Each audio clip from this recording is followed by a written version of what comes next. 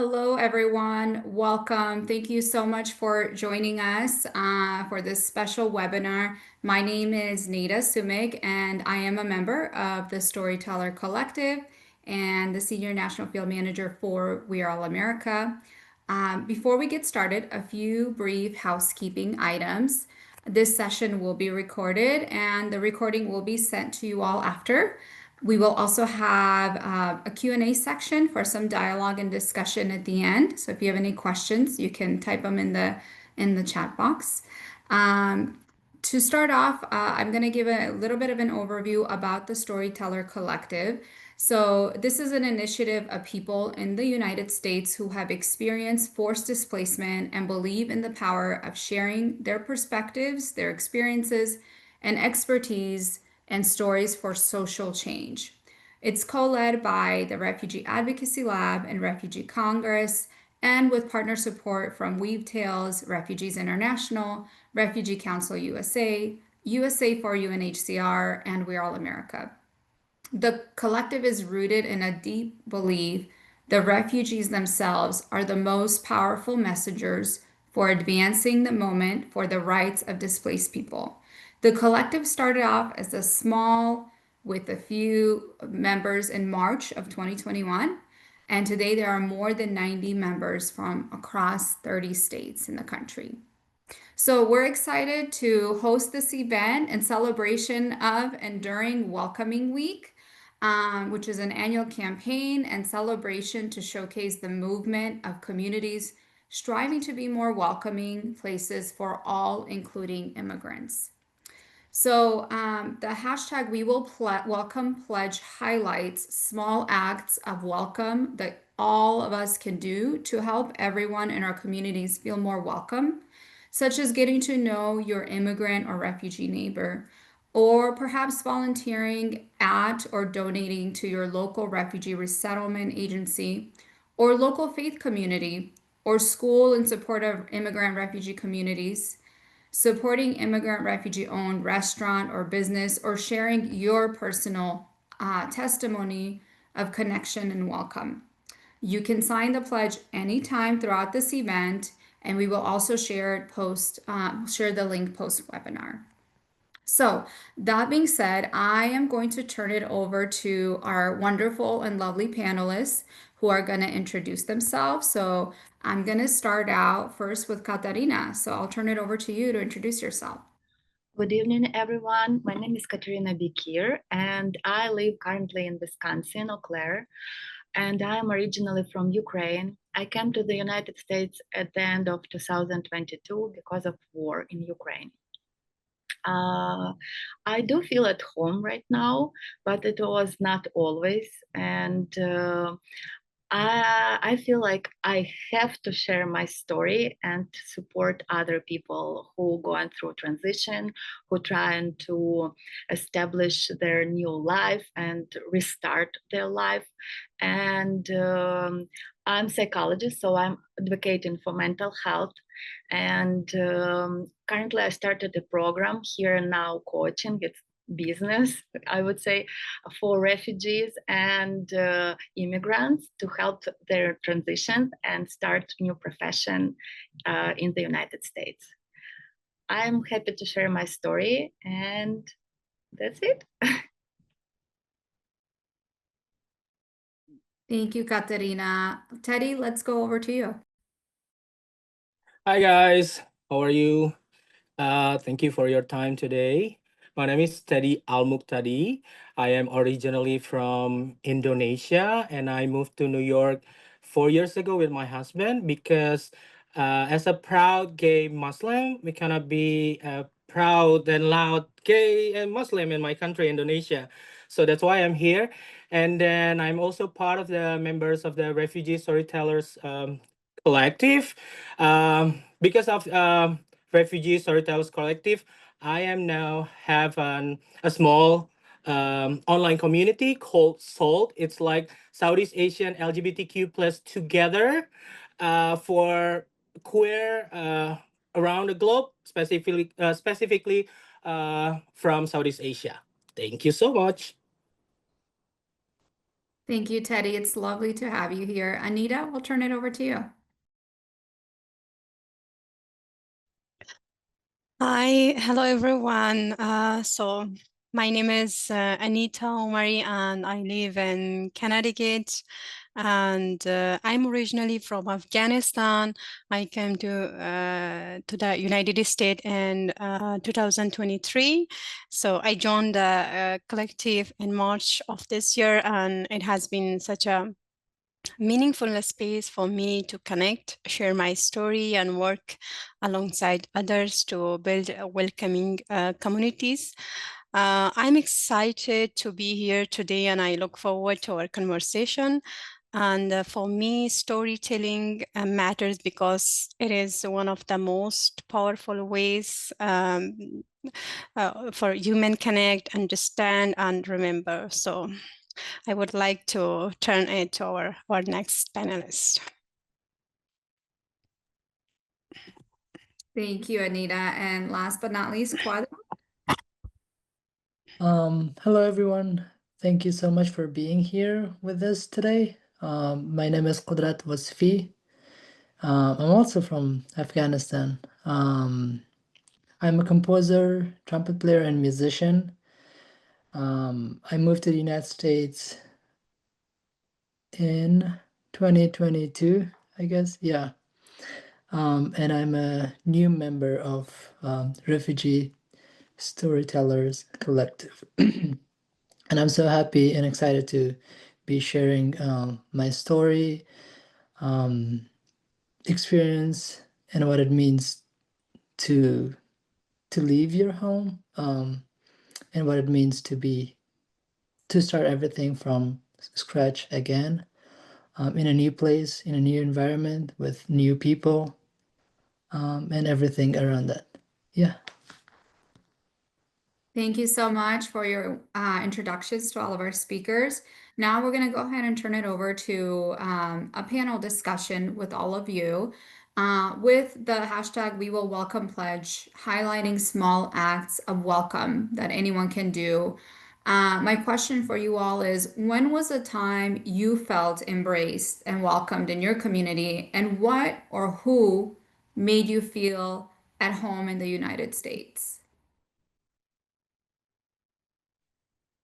I think I will start.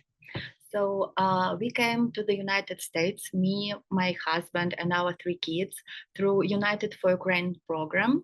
And we have a sponsor family. We found them through internet and Welcome US website called. And what is interesting, my name is Kateryna, my husband, Andrei, and our sponsors, Katie and Andrew. And they also have 3 kids, and it was just meant to be. So this family made all our paperwork, and they welcomed us to the United States. And you know, when they were waiting, Katie texted me and asked, "What do you like to eat? What food do you want to have in your fridge? What drinks do you drink? How do you spend your time?" And she just had this long list of questions, what we like. And you know, it was the end of 2022, and starting in February, since February to the end of the year, no one asked me this question. You know, I even forgot, like, what do I like? I just try to survive and take care of my kids, and for other refugees while working as psychologist. And here is someone is asking all these questions, and it felt so good and so heartwarming. And when we came, they met us, and they took us on a like drive, small trip around the town to show the town. And we have a bridge in Eau Claire, and it's very pretty bridge with lights and everything. And Katie asked someone in a city council, and they lighted up this bridge with blue and yellow colors. Oh, I'm telling, I'm having goosebumps. And in this way, they showed their appreciation that we came and that they could take care of us. And they tried to make each thing perfect, you know, like in house, everything was waiting for us, for our kids, presents for Christmas, and so on. But not all these things made this left this feeling that we are welcomed, but people and how they met us and what they wanted to do for us and how they supported us through this transition and stayed by us all the time. And with these two people, I always feel welcomed in their house, in our community, in our city. And they are, for me, a great example how to give back to the community. Katie is a board member almost in every organization in our town. And now I'm also became a board member at NAMI. It's an organization that supports people with mental health illness. And now I am a member of Refugee Storyteller Collective, because I want to share my story. I want to support other people, and I know how important to be welcomed.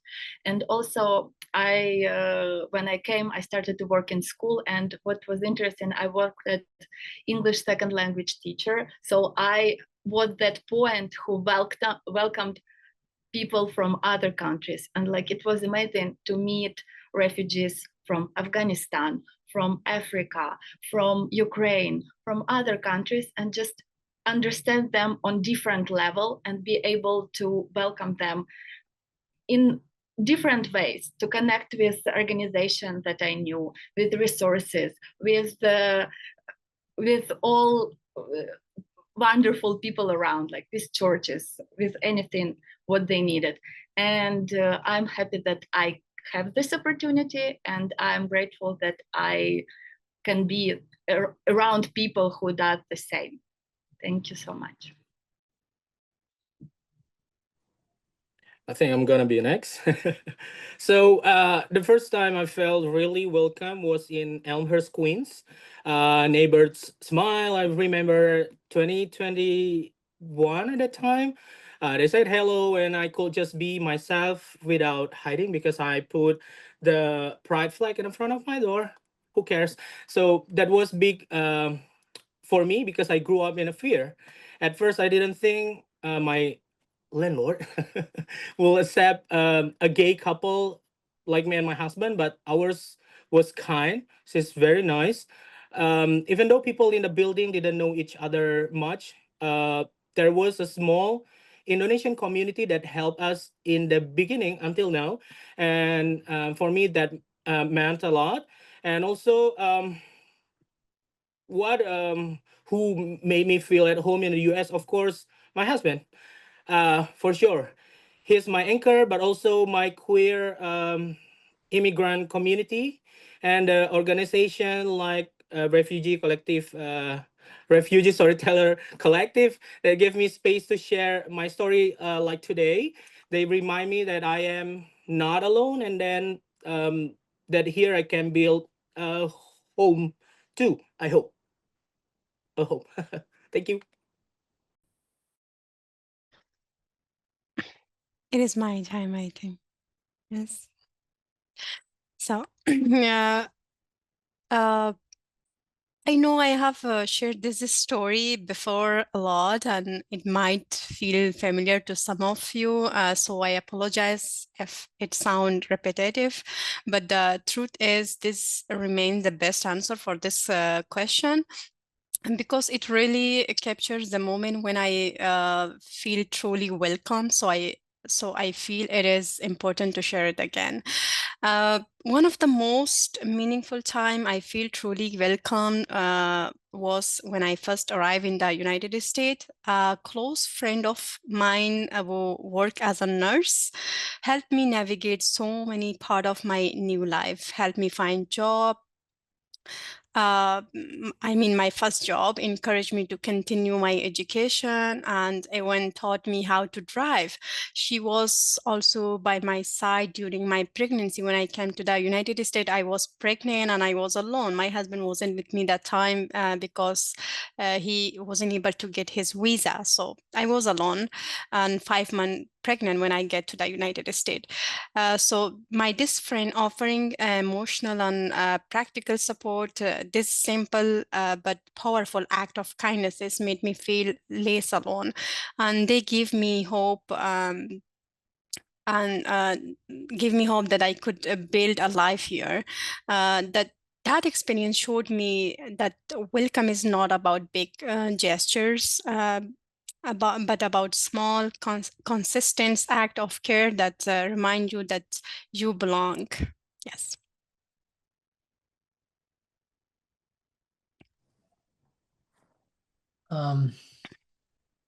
Already so powerful. I would like to mention that before coming to the United States as an adult, I came to the United States as a kid 15 years ago, back in 2010 and 2011. And of course, as a kid, you don't know, you don't understand every single struggle and what it means to forcefully leave your home. And of course, you're just being a kid and enjoying your time, being around other kids. And anyway, but that was the first time I felt really welcome, because the host parents, or yeah, the host parents, so we came in a group of 16 to 20 Afghan kids from Afghanistan. So we were really welcomed. Anyway, so I went back to Afghanistan, and in 2012 I came again for another 45 days, and then I went back to Afghanistan, and then the third time I came in 2022. Although I didn't come as a refugee, I came to study here. It's maybe there is no difference. I'm basically trying to fool myself that there's a difference between coming as a student and being a refugee. But what it is all the same. We all, in a way, escape. Anyway, but this time when I came, everything was so different. I came in as an adult. I had to go through everything, but luckily, from the first, months or first weeks, when I met my host family, which now are like my family, like my own parents. They gave me so much, not only shelter, a room, but so much love and kindness. And it means so much for me to sit down on the table and just discuss, even if you're having a cup of tea. But it's different when you have a cup of tea with people like acting parents or host parents. Although I could have been on campus or like any other students, live in an apartment. But I have experienced so much of that life in the United States just because of them. And simple questions and simple things that makes us really welcome. For example, when you're done with when you're home after a long day of classes, just asking, how was your school? How was your day? And then the other time, very briefly, I want to mention is that I feel for me, music, since I'm a musician, music has been a bridge between me and my home and being a refugee, or being far away from home, and between me and other people who I haven't met. And music brought so much kindness and made the transition so uh, so tolerable. Yeah, so for example, after every concert that I go, people would come with wonderful smiles and wonderful questions, and trying to really understand and learn about my culture and my music, and how we got to here. So that was the two examples that I had. I have more, but just for the sake of the time. Wow, thank you all so much for such powerful examples, where you felt embraced. And it sounds like, the people opening the doors and really making you feel welcome help with that integration process as well. My next question for you all is, what is one specific thing that perhaps people did in your community that really made you feel welcome? And so I know you gave examples of, how, but maybe perhaps one specific thing. And how did that impact and influence how you engage in this country and navigate and how you give back? My one specific thing, my friend Nikki Crothers, she is a psychologist, clinical psychologist, and she was helping me with navigating this licensing process and everything. I still don't have my license and I have to go back to school, but I learned from Nikki how to be supportive, how to be ready to help, and how to be there for other people. And now I feel like it's my mission to help refugees or immigrants or anyone who is looking for a job or for professional pathways, just to give information and share and provide these bridges and connect with people. And I feel like it's really important when people see us not only as refugees, but as personalities with our unique background, professional background, and life experience. And that gives this power to be confident and move through this hard time in life.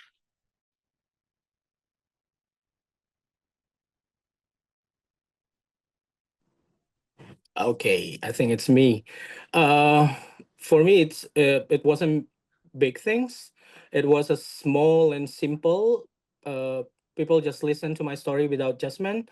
Invited me to weekend gatherings, food bazaars, and said my name with kindness. Even when I didn't always show up, because sometimes I hate being in a community. It's like my anxiety is so big. So the invitation was still there. Those little gestures remind me that home isn't just where you are from.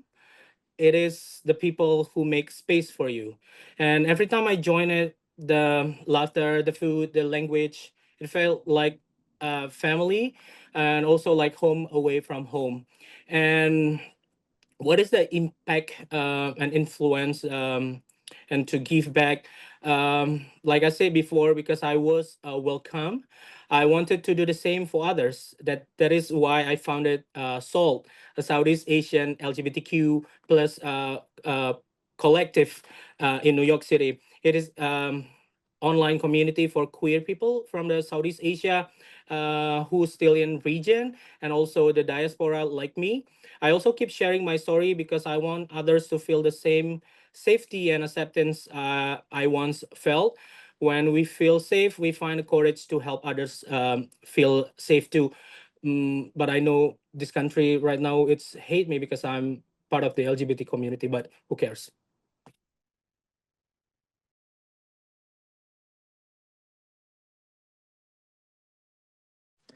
I guess I can go next. Very briefly, who and how or what. So I would say briefly three groups of people: my host parents and my classmates, who were basically inviting me to the gatherings that they had, and letting me to learn more about the American culture and how things work here. And my Afghan friends, that later on I made Afghan friends here, and we're still, for example, celebrating our New Year or other celebration that we come together, that sense of, that gives you the sense of belonging, sense of home. So one example, for example, I just graduated in this past May, and I thought graduation is not a big deal in my life, because it was just a day. But when I told my host family that I'm graduating and our commencement is on this day, and they were very surprised and took a note on their calendar, and so to show up, and then they did. And that sense of having support and really thinking about someone that they didn't even know, like, until 2 years ago, but now they get so happy to see me graduating from my program. So yeah, for me it was these people and this.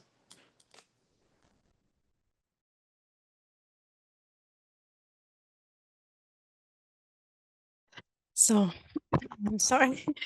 So about me, so I think the specific things I can mention, the motivation that I receive not only from my friend, from a lot of people around me, like my colleagues, my friends, uh, and especially about my friend that I mentioned already, that always she motivated me a lot, always check on me that where I uh, am I okay, I'm healthy or not, am I eating? So always she check on me and she called me, asked me, and the support I receive from my friend and others and my community give me a sense of stability and confidence. When I first arrived in the United States, I feel like everything in my life has stopped. Like I thought I wouldn't be able to continue my education, and I had very little hope. Everything felt so strange, the weather, the environment, the people, and I went through a period of deep disappointment and even depression.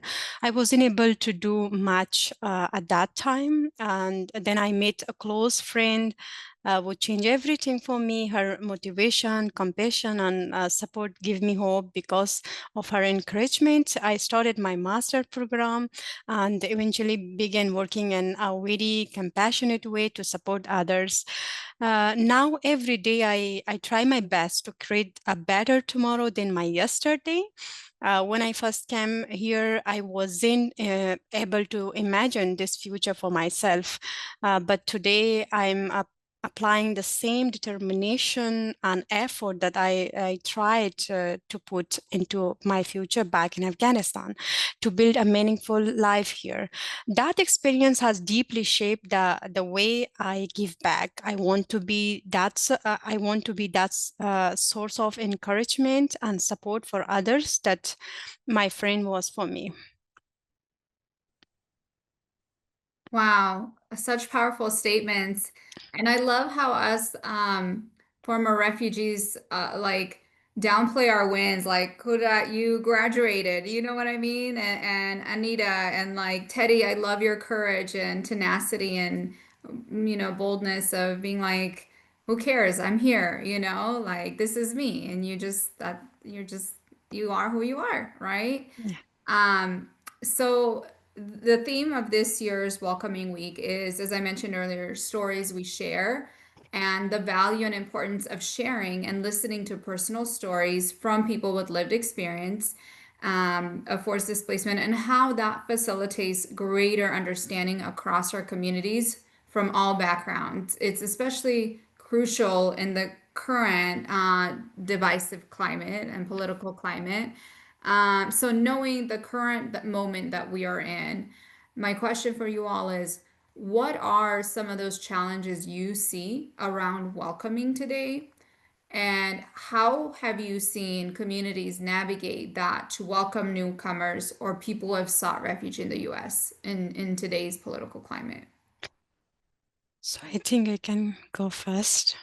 So there is a lot of challenges, but for the time I cannot mention all those challenges. Just I bring some two challenges here right now.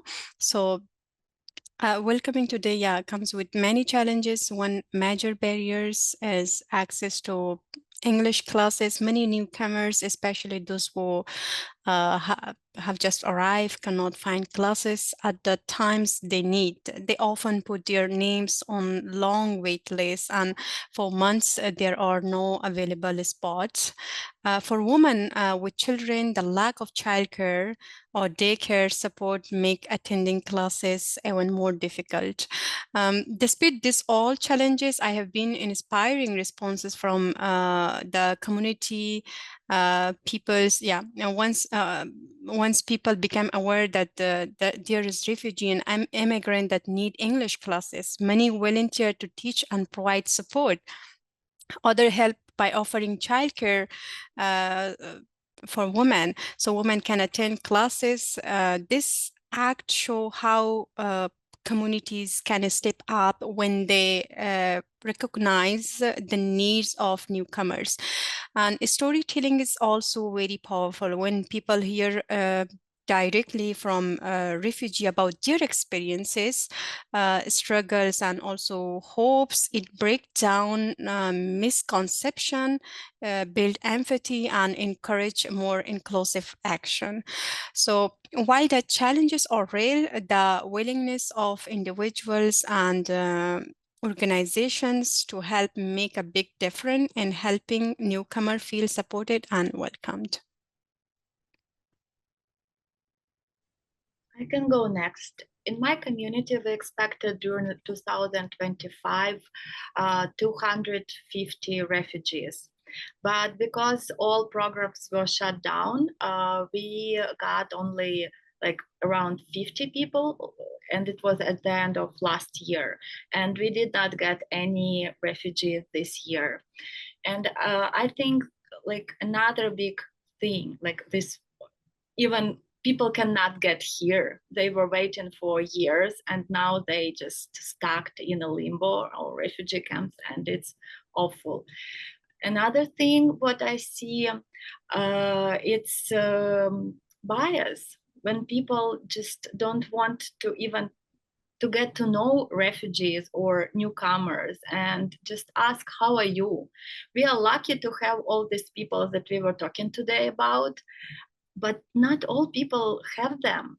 And it's really hard for some people to find job and to get a job that matches their education and experience.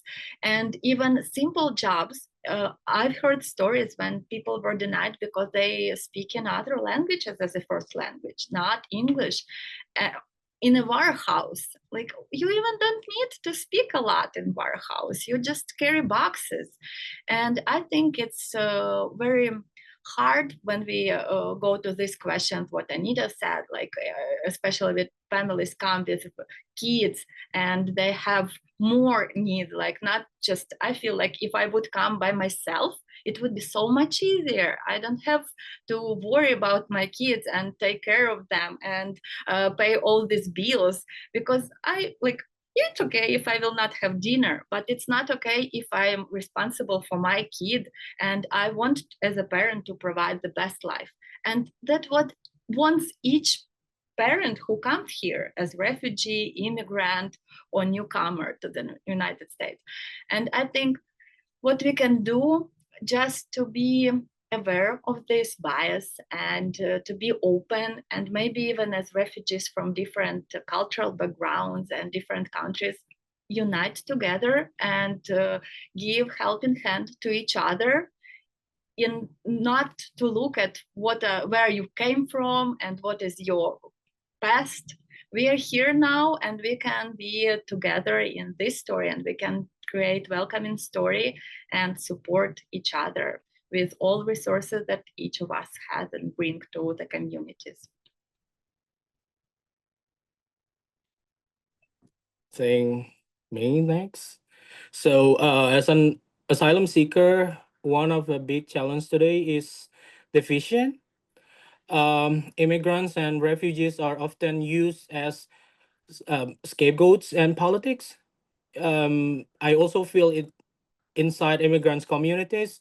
As a gay Muslim, some people question me or are not comfortable with my sexuality, specifically the Muslim community. Qudrat and Anita maybe knows about that, and because I still practice my faith, and it feels sometimes it's kind of sad because at the end of the day, we are all here for the same reason, right? To find a peaceful life we could not have back home. So I think it's kind of hard because the government right now also treat us like a terrorist. So yeah, please, this country named by united. So I think we can be united together as a refugee and asylum seeker or immigrants or whatever you call yourself. Thank you. Thank you, Teddy. Yes, I'm just adding a few other things similar to what my friends mentioned. I think first of all, my ask for communities and people would be to really open their heart, embrace, because at the end of the day, we're all humans, and traveling and moving, like actual like physical move from one place to other place has been with humans since thousands and millions of years. And this is not a new concept. This has been with us. It's within United States, within smaller communities, also bigger communities, like countries.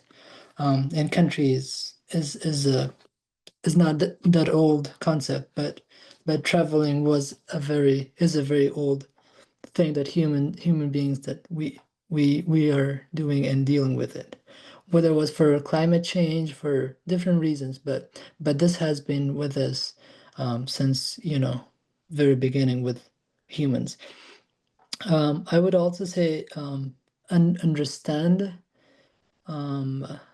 your refugee or people, newcomers, um, and willing to learn and go actually, try to have a conversation, as opposed to associating a lot of misconceptions and misunderstanding and assumptions.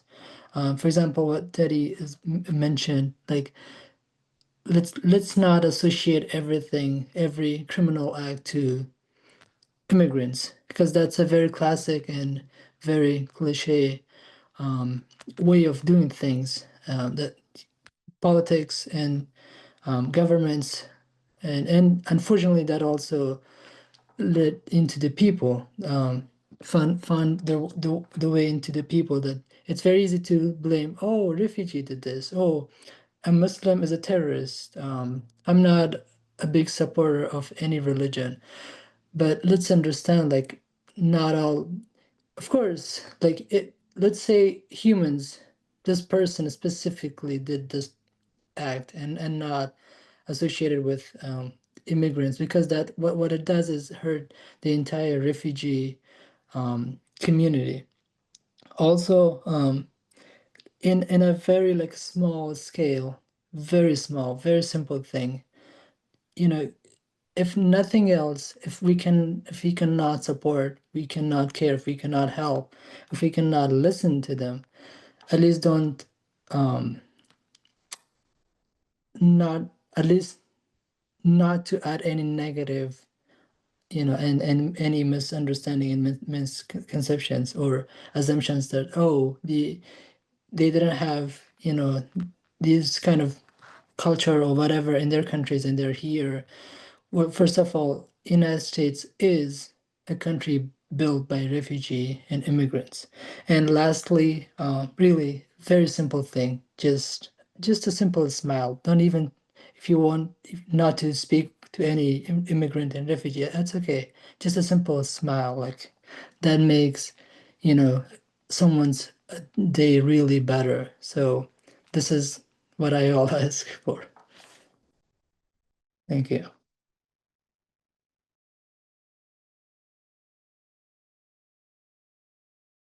Yes, just a simple smile. I love that. Okay, so really quickly, maybe if we could keep it to 1, 2 minutes max for this question. But what are some things in your community members and your neighbors, and thinking of your local communities that they can do to be more inclusive towards newcomers? And what are some stories that you have noticed that tend to build bridges between these communities and newcomers?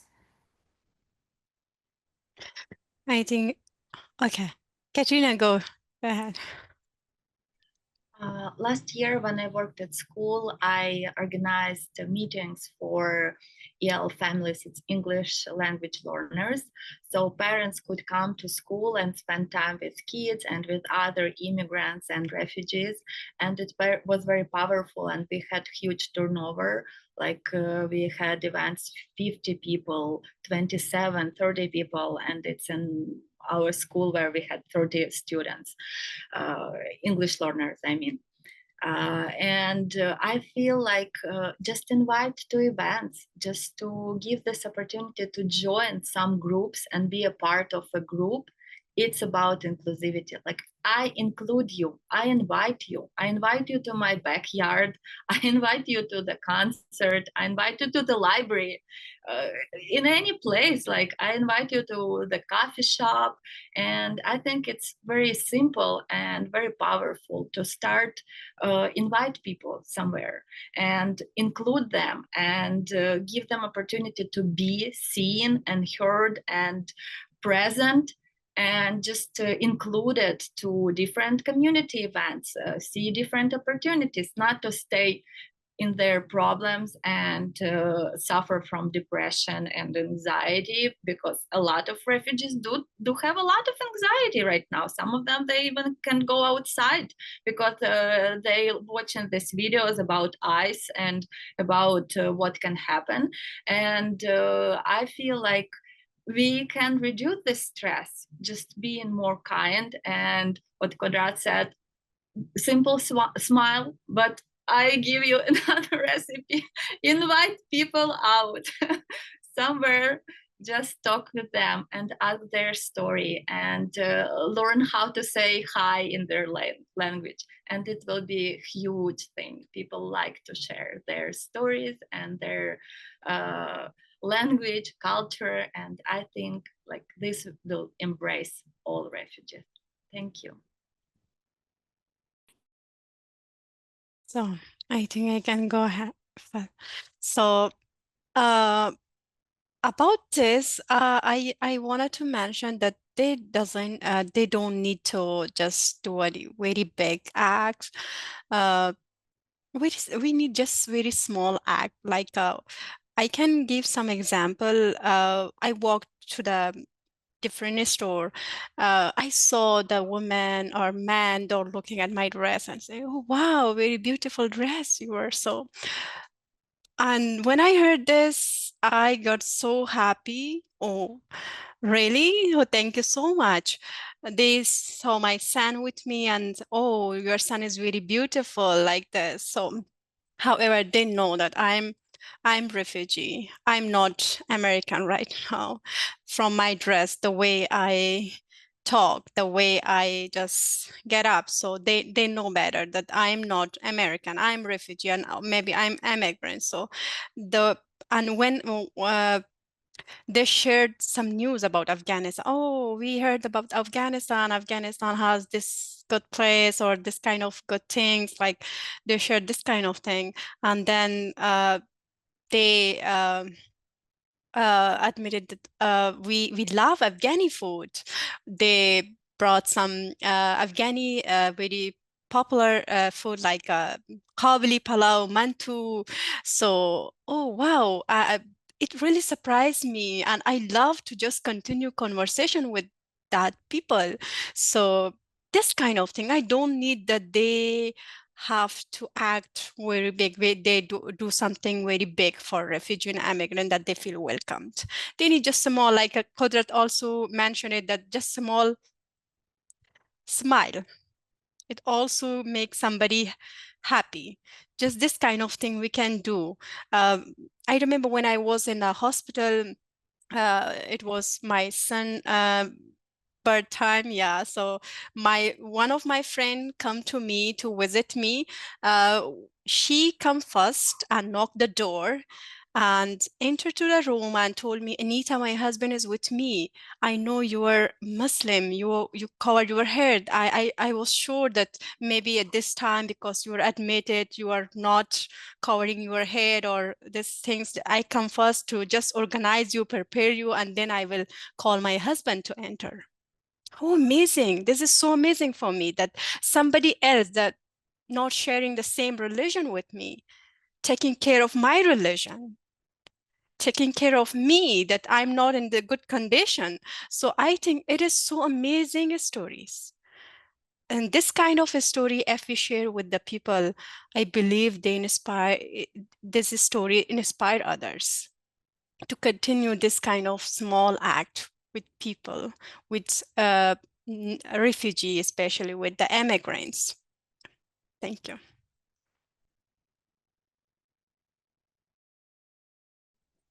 Okay, I think it's gonna be me next. For me, it doesn't have to be big. Just a simple hello and then offering a hand when needed, or inviting someone to local events.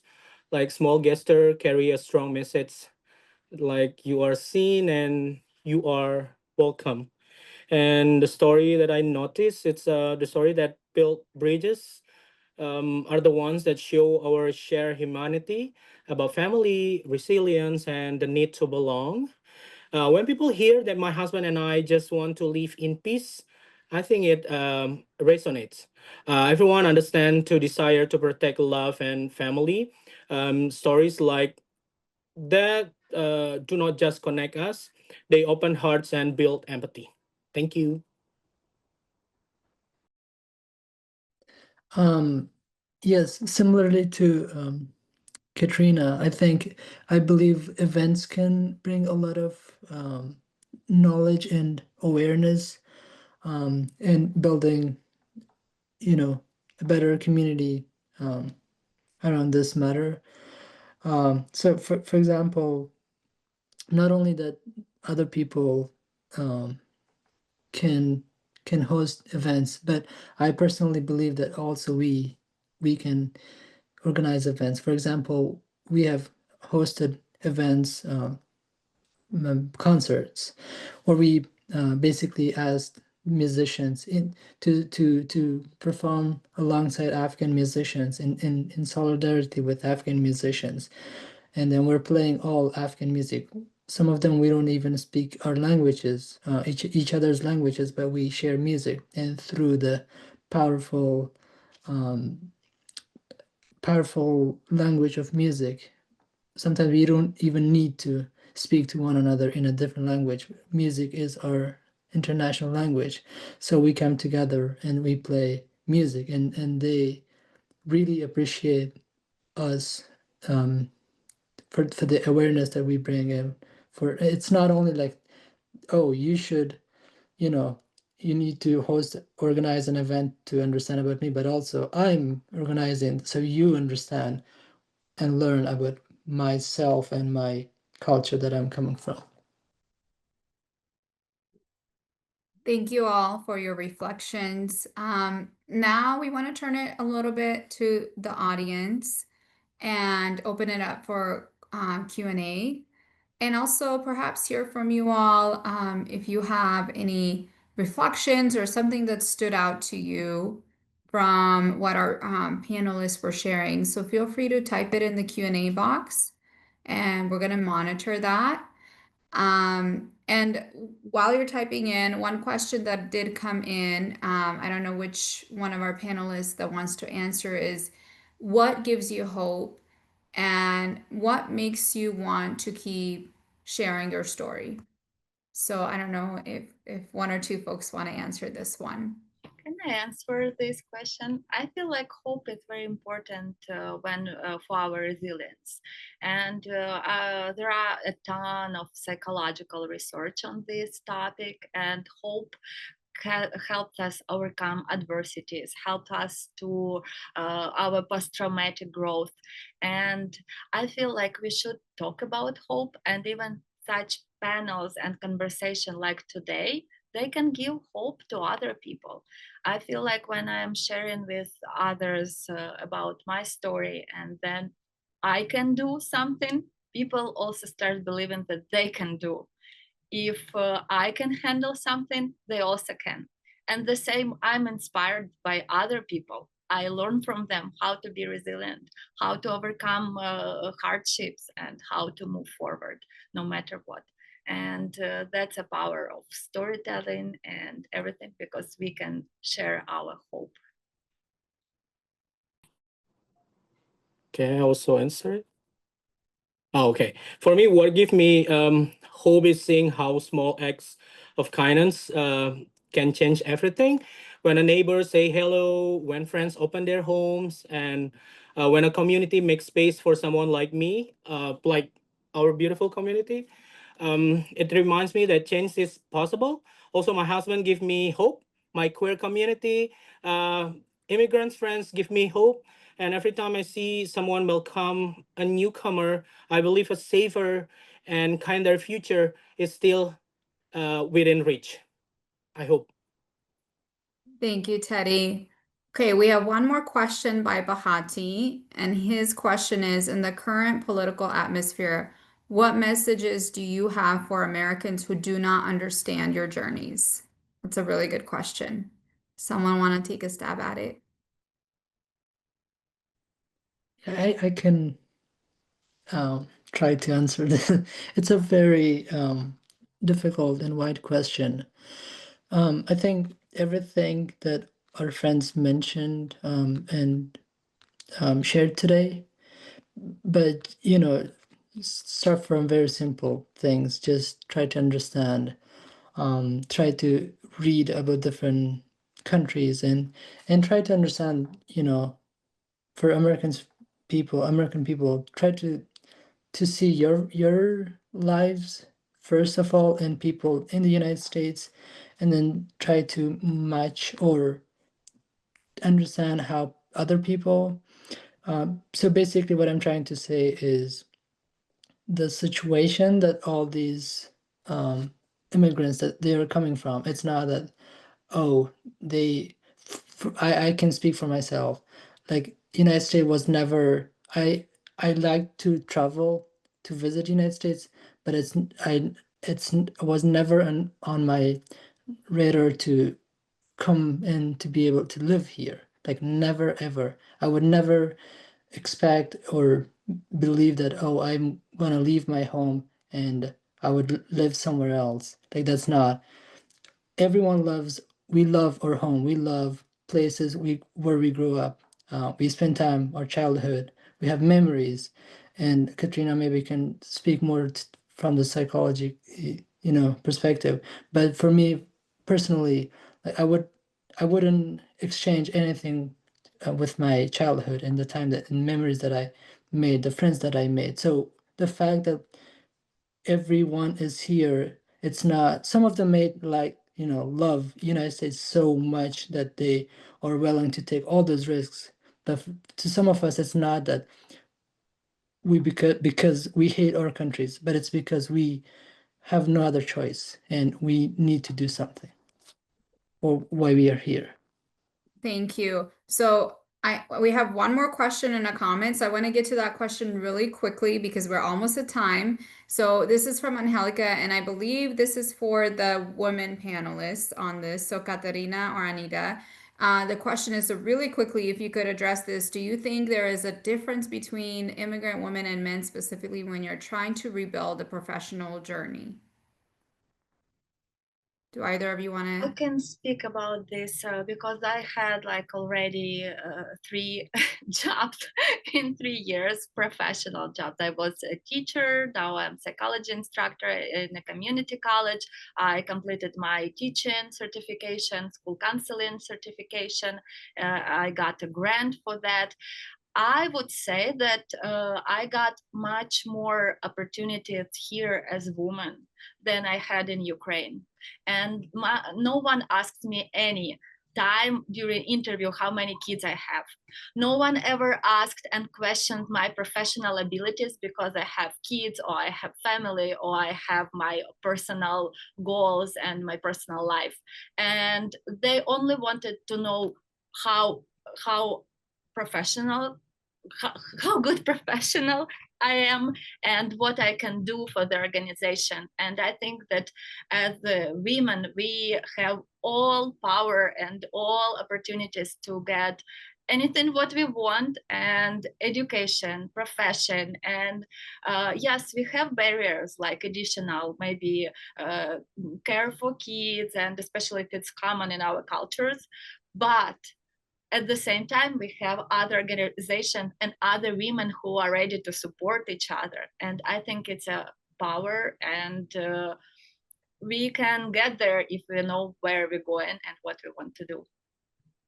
Thank you so much, Kateryna, for your answer. And Karelis had a comment that she wanted to share. As an immigrant, your stories resonate with her, that she agrees with the simple acts of kindness, that they could change the way we feel in this country. She shares that she works at a public library and invites you to visit. It's a place where you can find support, connect with other visitors. And yeah, so, and most importantly, feel welcome. So that being said, we are almost at time. I just want to extend a huge thank you to each of our panelists for taking the time to share your journeys, share your wonderful insight and reflections on what welcome means to you. Thank you to all of our attendees for taking the time to be here, and we really encourage you all in this moment to sign the hashtag We Welcome Pledge. So right now, click on the link. Take 1 minute to click on the link and complete the form. It will take less than 30 seconds. So please do that at this time. As mentioned, we will send the recording out, and as well as the pledge link. We ask you all to please share it out. And also, we will share a little bit more information about the collective website to learn more about the program. And that being said, thank you all so much. And we're going to wrap up and conclude today's webinar. Thank you all.